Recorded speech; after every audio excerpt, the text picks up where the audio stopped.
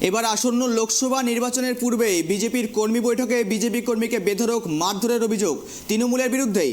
আর দক্ষিণ ২৪ পরগনার পূর্ব বিধানসভার দিবনতলা এলাকায় লোকসভা ভোটের তোড়জোড় শুরু। রাজ্য থেকে রাজনীতি ইতিমধ্যে তোলপাড়, আর প্রচারে খামতি রাখতে চাচ্ছে না শাসক থেকে বিরোধী। আর তেমনই লোকসভা নির্বাচনের পূর্বে একেবারে বিজেপি মণ্ডল সভাপতিকে মারধরের অভিযোগ।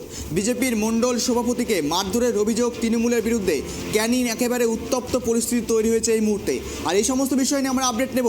আমাদের প্রতিনিধি ফোন কলে জুড়ে রয়েছে গোপাল, এই মুহূর্তে বিজেপির মণ্ডল সভাপতিকে মারধরের অভিযোগ, একেবারে তার বাড়িতে গিয়ে মারধরের অভিযোগ উঠে আসছে। এই যে লোকসভা নির্বাচনের পূর্বে এরকম ঘটনা, বিস্তারিত কি জানা যাচ্ছে এই মুহূর্তে? দেখো গৌরব, তোমাকে বলি, লোকসভা নির্বাচনের সময় বিগত বছরে লোকসভাগুলিতে কিন্তু এত আগে থেকে এত খারাপ পরিস্থিতি হয়নি। বর্তমান দক্ষিণ ২৪ পরগনা জেলার বিভিন্ন জায়গা থেকে যেভাবে খবর পাওয়া যাচ্ছে, বিজেপির উপরে শাসক দলের লোকজন যেভাবে মারধর, অত্যাচার, পতাকা লাগাতে না দেওয়া, পতাকা ভেঙে দেওয়া, বাড়ি ঘরদোর ভাঙচুর করা, সেটা কিন্তু একটা ঘটনা বলে মনে করা হচ্ছে। এবং আগামী লোকসভা নির্বাচনের আগে অনেক রক্তক্ষয়ী সংগ্রাম ঘটতে পারে বলে মনে করছে বিরোধীরা। তোমাকে বলি, দক্ষিণ ২৪ পরগনার ক্যানিং পূর্ব বিধানসভার জীবনতলা এলাকা, এই ক্যানিং পূর্বের বিধায়ক হচ্ছে শওকত মোল্লা। আর এই শওকত মোল্লার এলাকায় ইতিমধ্যে বিজেপি প্রার্থী অশোক কান্ডারির হয়ে যারা প্রচার করছে, সুব্রত দাসের বাড়িতে কর্মী বৈঠক ছিল, সেই বৈঠকের পরে তার বাড়িতে হানা দেয় তৃণমূলের লোকজন। এটা বিজেপির অভিযোগ। তৃণমূলের লোকজন তার বাড়িতে হানা দিয়ে তাদেরকে এলোপাতাড়ি মারধর করে। তার ইতিমধ্যে অবস্থা আশঙ্কাজনক হওয়ায় তাকে ক্যানিং হাসপাতাল থেকে তাকে ইতিমধ্যে কিন্তু কলকাতায় স্থানান্তরিত করা হয়েছে বলে খবর। তোমাকে যেটা বলি, এর বিষয়ে আমরা কথা বলতে চেষ্টা করেছিলাম শাসক দলের বিভিন্ন নেতাদের সঙ্গে, কিন্তু তারা কেউ কথা বলতে রাজি হয়নি। তারা কিন্তু দায় এড়িয়েছেন, তাদের কোনো লোক এই কারবার করেনি এবং বিজেপির গোষ্ঠী কদলের জন্য এই মারধর হয়েছে বলে বলছে গৌরব। গোপাল, ইতিমধ্যে তো ক্যানিং থেকে শুরু করে দক্ষিণ ২৪ পরগনার বিভিন্ন প্রান্তে কেন্দ্রীয় বাহিনী এসে পৌঁছে তারা রুটমার্চ করছেন। এমনকি এমসিসি অর্থাৎ মডেল কোড অফ কন্ডাক্টও চালু হয়ে গিয়েছে। আর এই অবস্থায় প্রশাসনের নজরদারি কিরকম রয়েছে? তারা কি সজাগ নয়? দেখো, তোমাকে বলি, কেন্দ্র বাহিনী এসছে, রুট মার্চ করছে, কেন্দ্র বাহিনীকে পরিচালনা করছে, কিন্তু আমাদের বর্তমানে রাজ্য পুলিশে যারা আছে তারা যে রুট ম্যাপ গুলো করে দেওয়া হয়েছে, বিভিন্ন জায়গায় যাওয়া, ভীতি প্রদর্শন না করে মানুষের সঙ্গে কথা বলা, ভালো থাকা। কিন্তু এই যে মারামারি, গন্ডগোল, কেন্দ্র বাহিনী তো আর সব জায়গায় নেই। রাত্রেও তারা রুট মার্চ করছে না, দিনের বেলা কোথাও ঘুরছে, তারপরে গিয়ে তারা তাদের শেল্টার নিয়ে নিচ্ছে। কিন্তু বর্তমানে যারা প্রশাসন রয়েছে, সেই প্রশাসন কি করছে? বিরোধীরা এই প্রশ্ন কিন্তু বারবার তুলছেন। বারবার কিন্তু চোখে আঙুল দিয়ে দেখিয়ে দেওয়া হচ্ছে, লোকসভা নির্বাচনের আগে বারবার একটা রক্তক্ষয়ী সংগ্রাম হতে চলেছে। দক্ষিণ ২৪ পরগনার বিভিন্ন জায়গায়, কিরিং, ভাঙড়, বাসন্তী থেকে আরম্ভ করে মগরাহাট, বিভিন্ন জায়গায়, মন্দিরে বাজার, কোন জায়গায় কিন্তু বাদ যাচ্ছে না বিজেপি কর্মীদের উপর অত্যাচার করা হচ্ছে। কিন্তু তৃণমূলের পক্ষ থেকে, শাসক দলের পক্ষ থেকে বারবার বলা হচ্ছে আমাদের কেউ নয়, ওদের গোষ্ঠীদ্বন্দ্ব, নিজেরা মারামারি করছে, এই করে তারা দায় ভার এড়িয়ে ফেলার চেষ্টা করছে গৌরব। গোপাল, এই যে জীবনতলা এলাকা ক্যানিং এর, এখানে কি এই শাসক দলের সঙ্গে বিজেপির কি আগে থেকেই বচসা ছিল, নাকি শান্ত পরিবেশ ছিল? হঠাৎ করে কেন এমন পরিস্থিতি তৈরি হলো? এর আগে কিন্তু বিজেপির তেমন কোনো উত্থান ছিল না এই ক্যানিং এলাকায়, এবং বিজেপি করার মতো সাহস ছিল না। তুমি জানবে, ঠিক পাশের এলাকা হচ্ছে জয়নগর। যখন সিপিআইএম এদের ঘর পুড়ে গেল, তখন থেকে কিন্তু একটা দল আস্তে আস্তে বিজেপির দিকে টান নেয়। এখন বিজেপি পঞ্চায়েতও ভালো ফাইট করেছিল, বিজেপি ভালো ফাইট করেছিল শাসক দলের সঙ্গে, এমনকি ৩টে সদস্য পদ তারা চিনে নেয় ওই এলাকায়। কিন্তু বর্তমানে সেই বিজেপিরা এখনো ভালো উত্থান হয়েছে।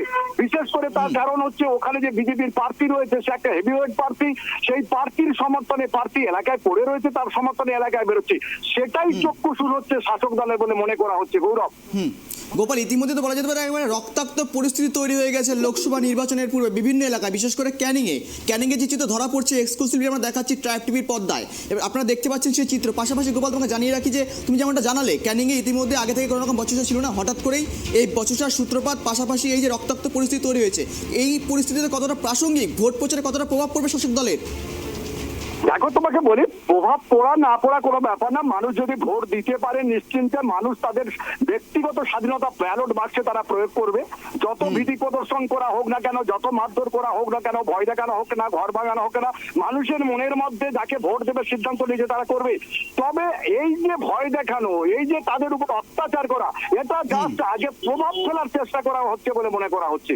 ভোটের আগে মানুষের মনের মধ্যে একটা ভয় ঢুকিয়ে দেওয়া হচ্ছে, যাতে ভোট দিতে না যায়, ভোটটা যাতে শাসক দলের হয়ে পড়ে, সেটার চেষ্টা চালানো হচ্ছে বলে মনে করা হচ্ছে। কিন্তু গোপাল, প্রশ্ন তো একটাই, একেবারে নির্বাচন কমিশন অফ ইন্ডিয়া অর্থাৎ ভারতের নির্বাচন কমিশন তো স্পষ্টত বলে দিয়েছিল একেবারে কোথাও কোনো রকম ভাবে কোনো রকম হিংসা কিন্তু বরদাস্ত করা হবে না। এই মুহূর্তে দাঁড়িয়ে সেখানকার জেলাশাসক থেকে শুরু করে আইপিএস থেকে শুরু করে উচ্চ পদস্থ আধিকারিকদের কি মন্তব্য, কোনো রকম মন্তব্য তাদের কাছে এসেছে? দেখো, আমরা পর্যন্ত এখনো কোনো মন্তব্য নেবার সুযোগও পাইনি। তবে বিশেষভাবে সবসময় দেখেছি আমরা যখন প্রশাসনিক যারা রয়েছে বর্তমানে বিডিও, এসডিও বা জিএম যারা রয়েছে তাদের সঙ্গে কথা বলতে গেলে তারা কিন্তু প্রতিবারেই তারা কথা বলতে যায়নি, বিভিন্ন সময় এড়িয়ে যাওয়ার চেষ্টা করেছেন। তবে বিজেপির পক্ষ থেকে ইতিমধ্যে শুভেন্দু অধিকারীকে জানানো হয়েছে, শুভেন্দু অধিকারী এখন কি ব্যবস্থা নেন, এফআইআর করারও চেষ্টা চলছে, এফআইআর করা হচ্ছে, বর্তমানে কি ব্যবস্থা নেন সেটাই এখন দেখান রয়েছে। অর্থাৎ গোপাল, ইতিমধ্যে এখনো পর্যন্ত অভিযোগ কি দায়ের হয়নি? হ্যাঁ, অভিযোগ দায়ের হবার জন্য গেছে, যেটুকু খবর হচ্ছে অভিযোগ সেখানে করার জন্য ইতিমধ্যে লোক গেছে, সেখানে কপিও জমা দেওয়া হয়েছে। এরা রিসিভের জন্য দাবি করছিল, পুলিশ বলেছে এটা কোনো রিসিভ নয়, তাদের একটা জিডি দিয়েছে। এলাকার লোক চাইছে তারা একটা এফআইআর করা হোক, যারা বিরোধী করেছে যারা এফআইআর করা হোক, জিডি আর এফআইআর, জেনারেল ডায়েরি আর এফআইআর, এইটার মধ্যে নিজেদের মধ্যে কথা কাটাকাটি হয়। তবে এখনো পর্যন্ত লোকজন আছে, কিছুক্ষণ আগে পর্যন্ত খবর তারা বসে রয়েছে, প্রশাসনের পক্ষ থেকে তাদেরকে আশ্বস্ত করা হয়েছে যে এফআইআর করা হবে। বিষয়, তুমি এই বিষয়ের উপর তোমার আপডেট রাখো এবং নজর রাখো, নজর থাকবে আমাদেরও। তোমাকে আপাতত ধন্যবাদ। লোকসভা নির্বাচনের আগে উত্তপ্ত ক্যানিং এবং বিজেপির মণ্ডল সভাপতির বাড়িতে গিয়ে কর্মসূচি চলাকালীন তাকে মারধরের অভিযোগ তৃণমূলের বিরুদ্ধেই। আর যেই মুহূর্তে একেবারে রাজ্যরাজ্যে তোলপাড় হয়ে দাঁড়িয়েছে ক্যানিংকে নিয়ে, অর্থাৎ জয়নগর লোকসভা কেন্দ্র থেকে কিন্তু ইতিমধ্যে একেবারে উত্তপ্ত পরিস্থিতি তৈরি হয়েছে ক্যানিংয়ের জীবনতলা এলাকা। দেখছেন যে ছবিটা FTV পর্দায়।